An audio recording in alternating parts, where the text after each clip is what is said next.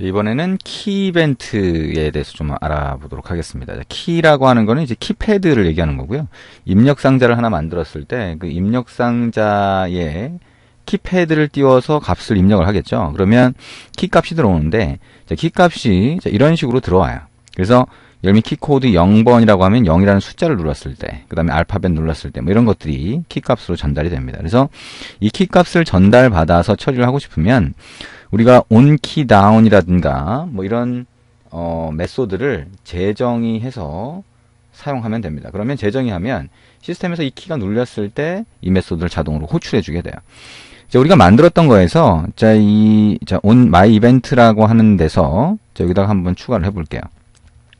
여기다가 오른쪽 마우스 버튼 눌러서 generate override method 그 다음에 on으로 시작하는 것 중에 밑으로 쭉 내려가 보면 자, onKey로 시작하는 메소드가 있을 겁니다. 한참 내려가야 되네요. 자, onKey down이라고 하는 게 있죠. 자, 이게 있으니까 이걸 선택하고 이렇게 합니다. 그러면 키가 눌렸을 때 지금 이 이벤트가 처리가 자, 된다는 거죠. 그죠? 그리고 이쪽으로 전달이 됩니다. onKey down이라고 하는 메소드가 호출이 되는 거죠. 자, 그래서 여기 안에서 자, 이제 if라고 해서 비교할 수 있는데 좀 전에 우리가 그 교환에서 봤던 것처럼 키코드라고 하는 값이 이렇게 넘어와요. 그럼 키코드라고 하는 게 키이벤트라고 하는 클래스에 보면 자, 상수로 자, 키코드라고 하는 게 정의가 되어 있다는 거죠. 그래서 키코드 밑줄 긋고 백이라고 하면 자, 시스템 백 버튼이 눌려졌을 때 이게 호출됩니다. 그래서 toast.makeText 그 다음에 this라고 하고요. 자, 시스템 백 버튼 눌림 이렇게 하는 이 텍스트가 표시가 되도록 한번 해볼게요. 자, length long show 이렇게 해봅니다. 그리고 여기서 return true를 하는 거죠. 그 다음에 이게 아니면 return false로 하도록 한번 해봅니다. 자, 그러면 자, 시스템 백키가 눌렸을 때 자, 요 부분이 호출되는데 자, 여기서 return true를 해버렸기 때문에 얘가 좀 동작을 다르게 하게 돼요. 자, 한번 가서 해볼까요? 자, 단말 쪽으로 실행을 한번 해봅니다. 저는 에뮬레이터 쪽으로 실행을 했고요. 자, 여러분 앱이 실행된 상태에서 자, 시스템 백키를 누르면 자, 요 메소드 여기 토스트 메시지가 보이죠. 근데 여러분의 화면은 이 메인 액티비티는 종료가 되지 않아요. 그렇죠? 이게 중간에서 가로챈 다음에 return to를 해버렸기 때문에 이 onKey down이라고 하는 게 다른 처리를 못 하는 겁니다.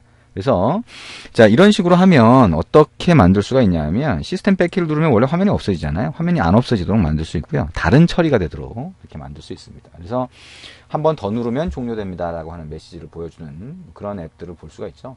그래서 이런 식으로 자, 키 값이 입력됐을 때 이벤트를 받아서 처리할 수 있는데 자, 이렇게 이벤트를 받아서 처리하는 자, 그것 중에 시스템 백키나 이렇게 홈키가 있기 때문에 자, 그것도 처리를 할 수 있다라고 생각을 하시면 됩니다. 자, 그 다음에 우리 여기 화면이 있는데요. 화면에다가 자, 우리 입력 상자 하나 넣어 볼게요. 그래서 입력 상자를 왼쪽에서 하나 갖다가 끌어다가 놓습니다. 자, plain text라고 하는 걸 가지고 자, 여기에 한번 추가를 해 볼게요. 추가를 하기가 좀 쉽지는 않죠? 자, 마지막에 추가를 해 볼까요? 자, 마지막에 추가해 봤더니 없어져 버렸네요. 자, 이쪽으로 와서 자, edit text라고 하는 게 이 안에 들어가 버렸어요. 근데 이게 보이지 않는 상태죠. 자, 여기 가서 자, 이렇게 한번 추가를 해보고요. 디자인 화면을 다시 와봅니다. 맨 밑에 하나 있네요. 그죠? 자, 맨 밑에 이렇게 추가가 되어 있고요. 맨 밑에 텍스트는 없애주고 그 다음에 input 타입은 자, 어떤 키패드 종류가 뜨게 할 건지인 거죠. 텍스트로 한번 해줍니다. 자, 그럼 어쨌든 자, 이런 형태로 입력 상자가 보이죠. 근데 이 입력 상자에다가 우리가 백그라운드 색상 같은 걸 넣을 수 있을 거예요. 근데 백그라운드 색상뿐만 아니라 백그라운드라고 하는 거에 이미지를 넣을 수도 있죠. 자, 백그라운드를 우리가 종류별로 잠깐 한번 볼게요. 그러면 자, 백그라운드라고 하는 거 가서 자, 여기다 컬러 값을 먼저 넣을 수 있다는 거죠. 자, 여기에 가서 보면 디자인 탭에서 입력 상자 선택하고요. 자, 여기에 백그라운드라고 하는 거에서 우리가 가서 자, 컬러라고 하는 거를 자, 오렌지 색깔로 선택하고 OK 누르면 어떻게 돼요? 이렇게 되죠. 그죠? 이렇게 됩니다. 근데 자, 이렇게 색상을 넣을 수도 있고요.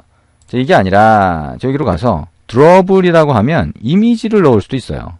그래서 자, 여기에다가 뭐를 넣을까요? 자, bottom bar라고 하는 뭐 이런 것들이 있으면 이거를 넣어보죠. 자, 그러면 이렇게 돼버려요. 자, 이게 입력상자냐? 입력상자예요. 입력상자인데 배경을 이미지로 집어넣은 거죠. 자, 이런 방법도 있다. 그러면 이제 드러블이라고 하는 이 폴더 안에다가 이미지 파일을 넣으면 배경을 이미지로 지정할 수 있다는 거죠. 근데 이 배경을 이미지로 지정할 때 드러블이라고 하는 폴더 안에다가 이미지를 넣는데요. 여기에 이미지 파일이 아니라 XML을 가지고 설정할 수도 있어요. XML. 자, 그래서 이 XML을 하나 만들어서 배경으로 한번 설정을 해보려고 합니다. 자, 그러면 여기 드러블이라고 하는 폴더에다가 자, 여기 왼쪽에서 선택을 하고요. 오른쪽 마우스 버튼 눌러서 New라고 하고요. 드러블 리소스 파일이라고 보이네요. 자, 요걸 클릭해 봅니다. 자, 그리고 파일 네임에다가 자, 버튼 실렉터. 자, my selector라고 할까요? my selector.xml이라고 만들어 볼게요. 자, OK 누르면 자, selector라고 하는 게 나오는데요. 이 selector는 뭘 얘기하냐면 자, 어떤 상태에 따라서 거기에 드러블 같은 것들을 보여줄 수 있게 하는 게 selector입니다. 자, 여기다 한번 만들어 볼게요. 아이템이라고 하는 태그를 넣고요. 그 다음에 안드로이드 땡땡, 그 다음에 스테이트 밑줄 긋고 포커스드 한번 해볼게요. 자, 포커스는 그 포커스라고 하는 이 커서가 딸랑딸랑 보이는 거죠. 깜빡깜빡 보이는 거. 자, 그게 true라고 넣고요. 안드로이드 땡땡 스테이트 프레스트를 true로 한번 넣어볼게요. 그러면 그때 우리가 드러블이라고 해서 이미지를 설정할 수 있어요. 자, 여기다가 add 드러블 슬래시 자, 뭐라고 할까요? 여기에 my select 밖에 없죠. 자, red라고 하는 png 파일 조금 있다가 하나 갖다 놔 보고요. 그 다음에 아이템이라고 하고 자, 안드로이드 땡땡 드러블이라고 하고 add 드러블 그 다음에 블루 이렇게 할 수 있죠. 자, 그러면 이게 뭘 얘기하냐?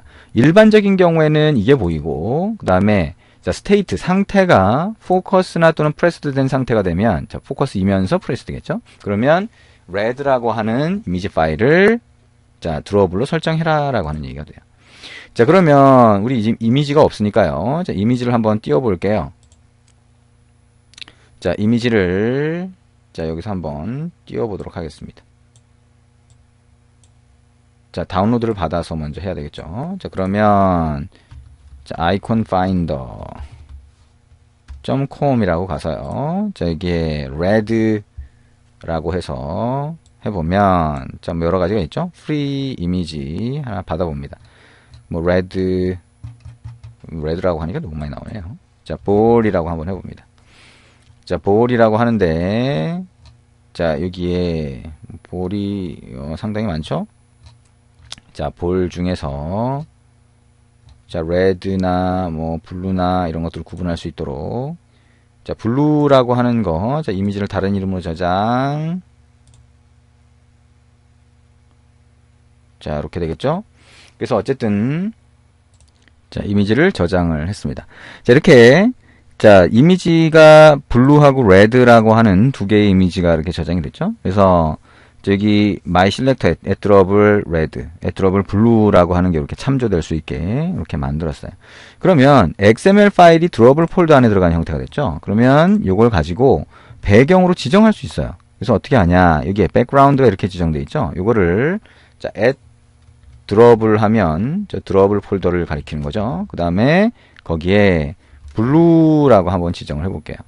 자, blue라고 지정을 하고 가서 보면 이렇게 보이게 됩니다. 자, 이렇게 보이게 되고, 자, 그 다음에 red라고 하면 다르게 보이겠죠?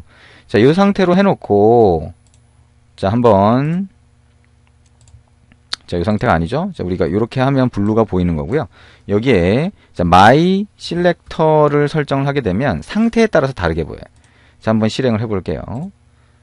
자, 앱을 실행을 하고요. 자, 앱을 실행을 하고, 자, 이렇게 뜨면, 자, 이게 입력상자가 되겠죠?